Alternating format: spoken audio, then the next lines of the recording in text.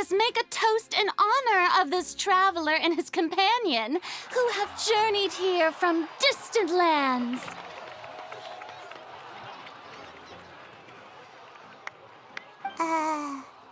Is she talking about us?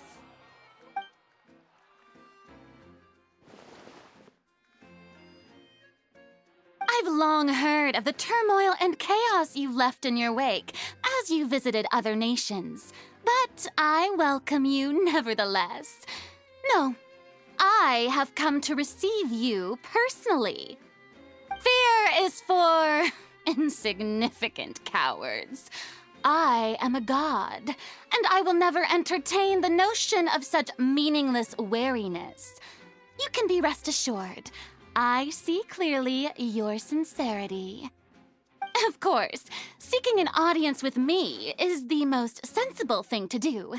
It will allow you to truly behold my power and witness my authority. Intelligent people always gather under the correct banner. I, Focalor, hereby welcome you to the nation of Hydro and acknowledge the value and significance of your trip. Now, you may rejoice in this. Yeah, Paimon still can't believe it. Feels like we've only been here for a few minutes. But the Hydro Archon's entrance was, how should Paimon describe it? A little over the top? Miss Hydro Archon? How did you know we were coming? I see. As Outlanders, you inevitably lack even some of the most basic understanding. Don't forget that even the gods can be divided into the mediocre and the excellent. I suppose it's only natural for you to be awestruck by my abilities. You had best stop and consider. Do you really have the noble qualities and etiquette necessary to communicate with a god? All it takes is a flick of my finger for me to know everything about you. Whoa. Talk about sounding high and mighty. Oh? What's with these looks? Perhaps the welcoming ceremony still isn't enough? What else should I say then? Is she waiting for us to start talking? Wow, I didn't expect to see Lady Farina here. What a surprise! Wait, does this mean they're the legendary blonde traveler? How did I not notice before? Hey, what's all the commotion? Oh, is that Lady Farina? Is there some kind of drama going on? Of course. That's the blonde traveler, the one all those stories are about. Lady Farina came here to personally see him. Oh, I bet this is going to be the duel of the century. Ooh, I've got to see this. I knew Lady Farina would never disappoint. Yes, but don't get too excited now. My dear believers and spectators alike tend to get quite rowdy, and despite the noise, I've come to tolerate all their ruckus. You may consider this my reward to all of you. I have determined that there will be an epic duel between myself and this traveler from another land, just as you were hoping to see. Now she wants to fight? Aren't we getting a little ahead of ourselves?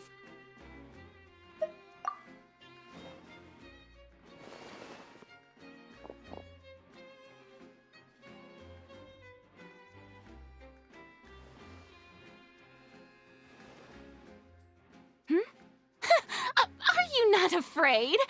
Might I remind you that this is a duel against the divine? What are you trying to do, traveler? Provoking a god in front of her people? Stand down, Clorend. I admire his bravery. Few have the courage to draw their sword against a god. He is obviously a true warrior. Unfortunately, people nowadays only crave to be thrilled, and a mere duel will not slake their thirst for excitement. Huh. Yeah, she's right. Just a duel wouldn't be all that interesting. On Araneus, criminals are always requesting duels to defend their honor. They're getting a bit old, to tell the truth. You see. Then, as the god of justice, I shall face this traveler in another kind of duel. A duel in court! Whoa, all right! Now that'll be worth seeing! Right. This is Fontaine, after all. With such a grand opera house, it would be a pity not to use it. Why do you care so much about the crowd's reactions? Seems you've spent a little too much time in the opera house. Besides, how exactly do you plan to have a duel in court? You mean you're going to put us on trial?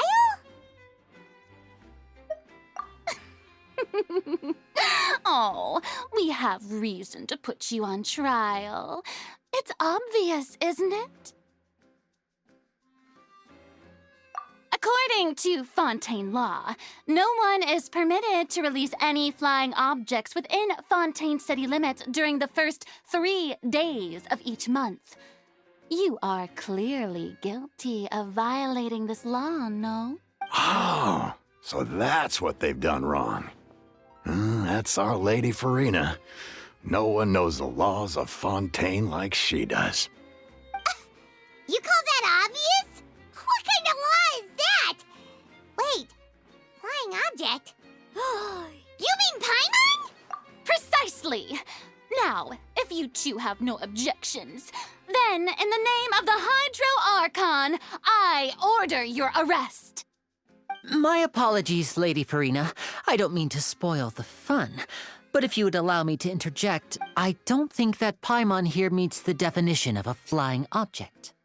You tell her, Linny! Finally someone who's not crazy. How could anyone call Paimon a flying object? Ah, great magician Linny, my beloved citizen. I'll permit you to object. But how exactly do you plan to prove your claim? As a magician who just rained on your parade, I naturally should shoulder the responsibility of saving the show. So, with such an audience gathered here, allow me to perform a trick for everyone.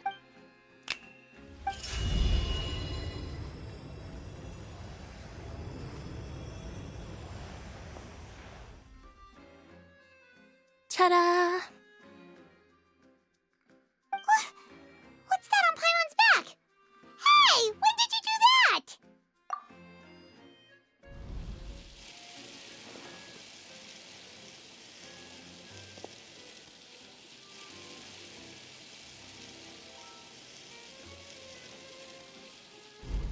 There.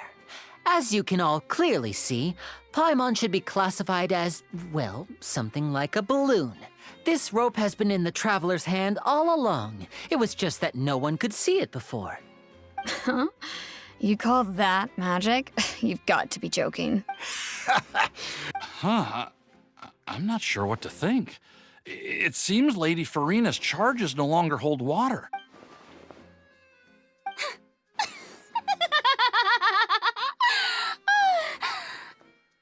Amusing. Very amusing, Linny. Just the sort of unexpected twist that I enjoy.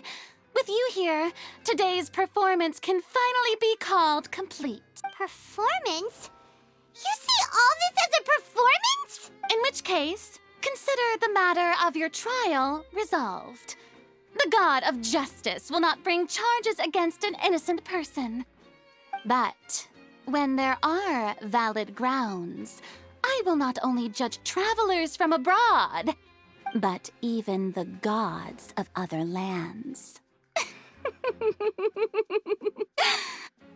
I look forward to seeing your upcoming performance at the Opera House, Mr. Linny and Miss Lynette. That's enough for now. Toodaloo!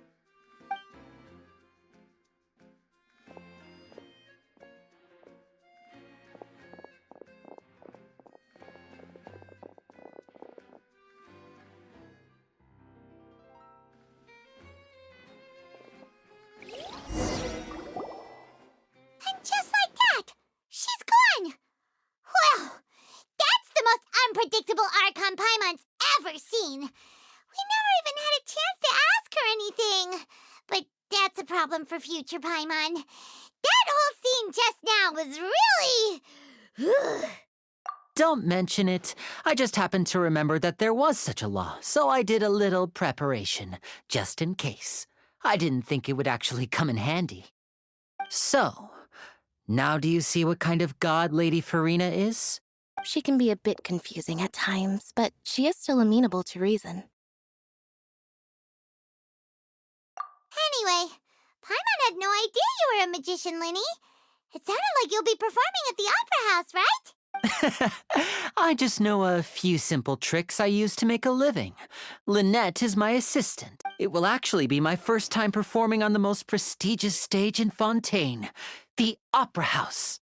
But isn't the Opera House where criminal trials are held in Fontaine? When there are no public trials being held, the Opera House hosts a variety of other performances. To the people of Fontaine, the line between a trial and a performance can be a little blurred.